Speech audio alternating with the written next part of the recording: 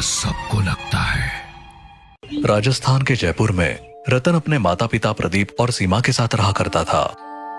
रतन अभी सिर्फ 13 साल का था और वो केंद्रीय विद्यालय में 7वीं क्लास में पढ़ रहा था।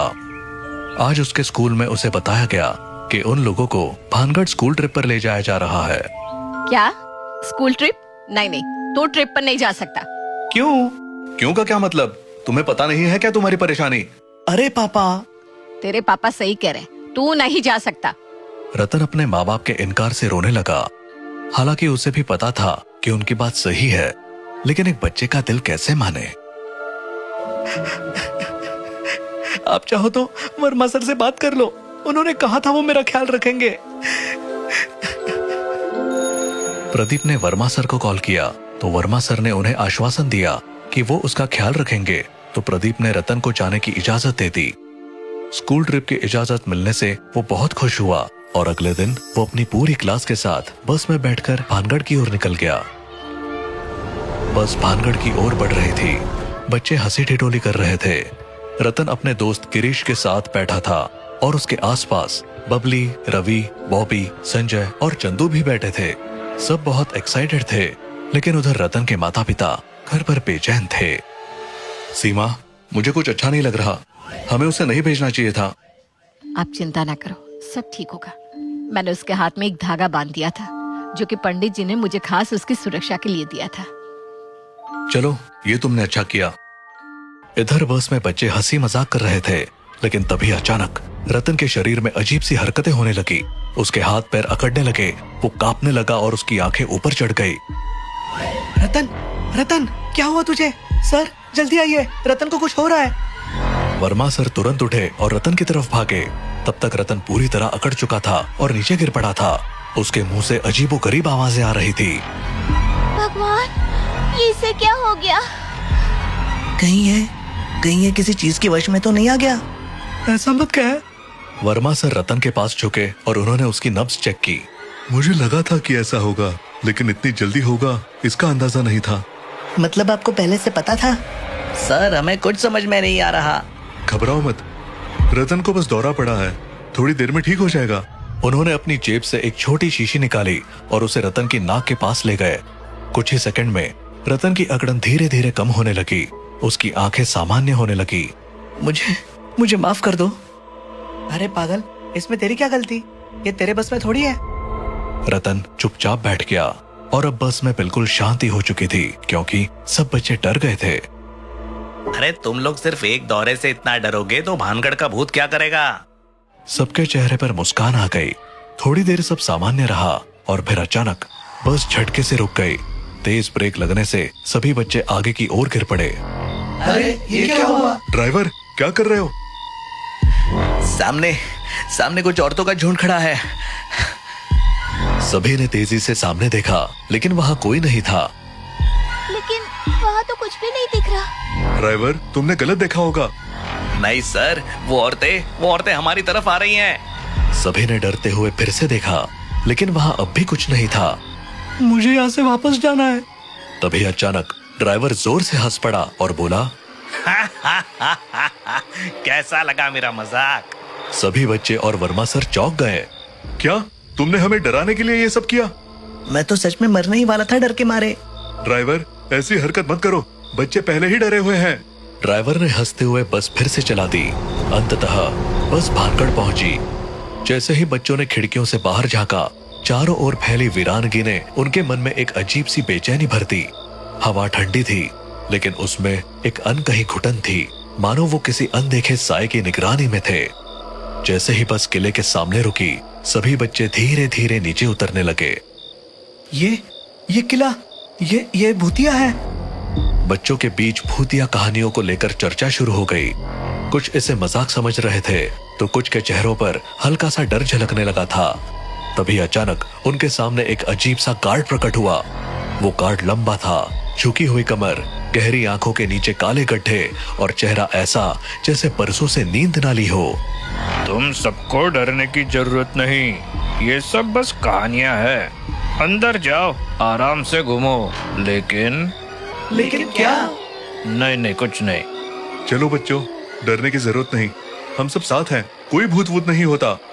आखिरकार सभी बच्चे और टीचर किले के अंदर दाखिल हुए। अंदर घुसते ही एक अजीब सी ठंडक महसूस हुई।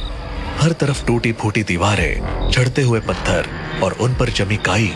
हवा भी वहां अजीब तरीके से बह रही थी, मानो कानों में कोई फुसफुसा रहा हो। किसी को कुछ समझ नहीं आ रहा था कि इस किले में ऐसा क्या खास है। सब इधर उधर बिखर चुके थे। तभी अचानक गार्ड घबराए हुआ भागते हुए वर्मा सर के पास आया। सर, सर, आपका एक छात्र वहाँ गिर पड़ा है, बहुत तड़प रहा है। क्या रतन को फिर से दौरा पड़ गया? वर्मा सर और कुछ बच्चे तेजी से उस ओर दौड़े जहां गार्ड इशारा कर रहा था, लेकिन वहां जो देखा उसने सभी को हैरान कर दिया। वहां जमीन पर रतन नहीं बल्कि गिरीश पड़ा हुआ था। उसका पूरा शरीर झटके खा रहा था, मानो कोई अदृश्य शक्ति उसे झकझोर रही हो। गिरीश को क्या हो रहा है? ये तो रतन के साथ होता था ना। इससे पहले कि वर्मा सर कुछ कर पाते, अचानक गिरीश हवा में उठने लगा। ओ माय गॉड, ये क्या हो रहा है? गिरीश, गिरीश! सभी के होश उड़ गए। रतन गिरीश को आवाज दे रहा था, जो कि अब हवा में सीधा खड़ा हो गया था, और फिर उसकी आंखें सफेद पड़ गई। उसके होंठ अजीब तरीके से हिलने लगे और फिर एक भयंकर गहरी डरावनी आवाज निकली। मुझे बच्चे पसंद है। ये बच्चे अब मेरे हैं, हमेशा के लिए। उसकी हंसी इतनी डरावनी थी कि बच्चों की टांगे कांपने लगी। सब बाहर भागो, जल्दी! बच्चे डर के मारे भागने लगे, लेकिन रतन नहीं भागा। उसने हिम्मत जुटाकर कहा, नहीं, मैं गिरीश को छोड़ के ऐसे नहीं जा सकता। वो मेरा दोस्त है। जैसे ही सब लोग किले के बाहर निकले, दरवाजा अचानक जोर से भड़ाम की आवाज के साथ बंद हो गया। गिरीश और रतन अंदर रह गए। सर, हम ऐसे ही उन्हें मरने के लिए नहीं छोड़ सकते। लेकिन ये दरवाजा, ये अपने आप कैसे बंद हो गया?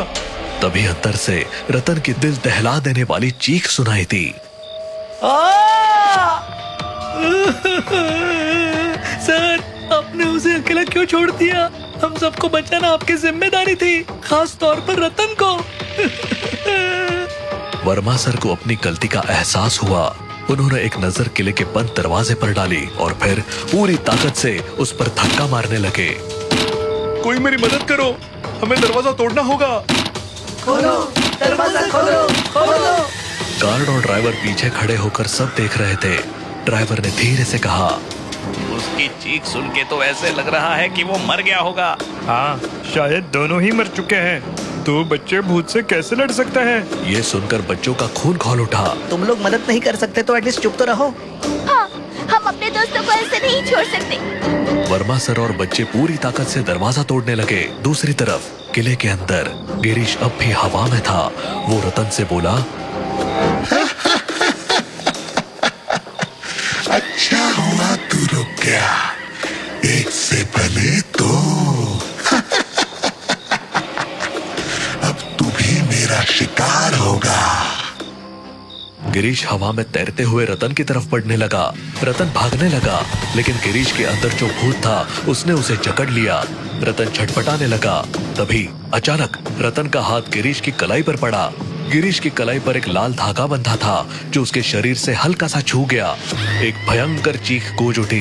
गिरीश का शरीर झटके खाने लगा और एक काले धुएं जैसी छाया उसके शरीर से बाहर निकलने लगी। नहीं, ये धागा, ये कैसे? रतन ने बिना वक्त गंवाए गिरीश को कसकर पकड़ लिया और दरवाजे की ओर दौड़ा। तू बच नहीं सकता। तेरे दोस्त तुझे छोड़कर भाग चुके हैं। तुझे मैं हमेशा के लिए यहाँ कैद कर लूंगा। तभी एक जोरदार धमाका हुआ। दरवाजा टूट चुका था और बाहर से वर्मा सर, बच्चे, गार्ड और ड्राइवर अंदर घुस गए। रतन, जल्दी भाग। रतन ने गिरीश को घसीटते हुए दरवाजे की ओर दौड़ लगाई, लेकिन भूत हवा में उठने लगा। उसकी काली आकृति विकराल हो चुकी थी। तुम लोग मुझसे बच नहीं सकते। रतन ने फौरन अपने हाथ से धागा खोला और उसे भूत की ओर लहराया। ये ले, अब तेरा कोई बस नहीं चलेगा। भूत जोर से चीखा और तेज हवाएं चलने लगी। दीवारें कांपने लगी, जमीन दरकने लगी। सब लोग बाहर भागो। सब बच्चे दौड़ पड़े। आखिर में रतन और गिरीश भी किले के बाहर निकल गए। जैसे ही सब बाहर आए, दरवाजा एक जोरदार धमाके के साथ अपने आप बंद हो गया। सब हाफते हुए एक दूसरे की ओर देखने लगे। गिरीश होश में आ चुका था। मैं बच गया। हाँ दोस्त, तू बच गया।